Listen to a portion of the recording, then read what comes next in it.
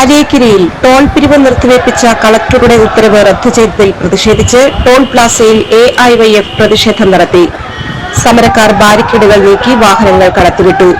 പോലീസുമായി ഉന്തും തള്ളുമുണ്ടായി.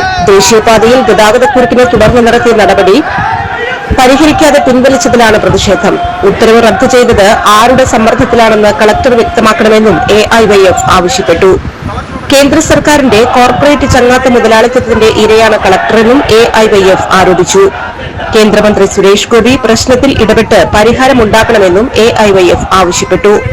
തുടർന്ന് നടത്തിയ ധർണ ജില്ലാ സെക്രട്ടറി പ്രസാദ് പാറേരി ഉദ്ഘാടനം ചെയ്തു. ജില്ലാ പ്രസിഡന്റ് ബിനോയ് ഷബീർ അധ്യക്ഷനായി. AISF ജില്ലാ സെക്രട്ടറി മിഥുൻ കോട്ടക്കാരൻ, AIYF ജില്ലാ എക്സിക്യൂട്ടീവ് അംഗങ്ങളായ GM Akhil, PS Akhil, AISF മണ്ഡലം സെക്രട്ടറി VN അനീഷ്, മണ്ഡലം പ്രസിഡന്റ് VR രതീഷ് എന്നിവർ പ്രസംഗിച്ചു.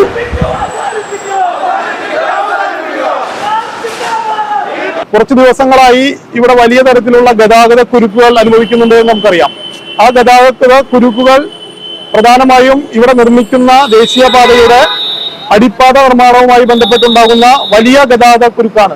ആ ഗതാഗത കുരുക്കുകൾ പരിഹരിക്കാതെയാണ് ഇവിടെ ടോൾ പ്ലാസ ഇവിടെ വലിയ തരത്തിലുള്ള ടോൾ ഈടാക്കിക്കൊണ്ട് അവർ യഥേഷ്ടം അവരുടെ ടോൾ കൊള്ള നടപ്പാക്കിക്കൊണ്ടിരിക്കുന്നത്. എന്നാൽ കേരള ഗവൺമെന്റ് തന്നെ ഇടപെട്ടുകൊണ്ട് കളക്ടർ ഇടപെട്ടുകൊണ്ട് ഇത് നടപ്പാക്കാൻ സാധിക്കുകയില്ല, ഇവിടെയുള്ള ജനങ്ങളുടെ അവകാശമായ സഞ്ചാര സ്വാതന്ത്ര്യം നിഷേധിച്ചുകൊണ്ടുള്ള വലിയ ടോൾ കൊള്ള അനുവദിക്കുകയില്ല എന്ന് പറഞ്ഞുകൊണ്ട് കളക്ടർ തന്നെ ഉത്തരവിറക്കുന്ന സാഹചര്യം ഉണ്ടായി.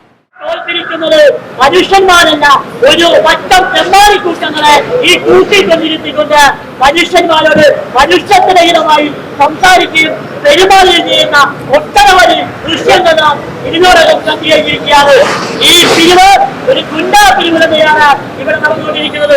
ഇത്തരം ഈ ടോൾ കൊള്ളയ്ക്കെതിരായി AIYF നടത്തുന്ന ഈ സമരത്തിന് AISFന്റെ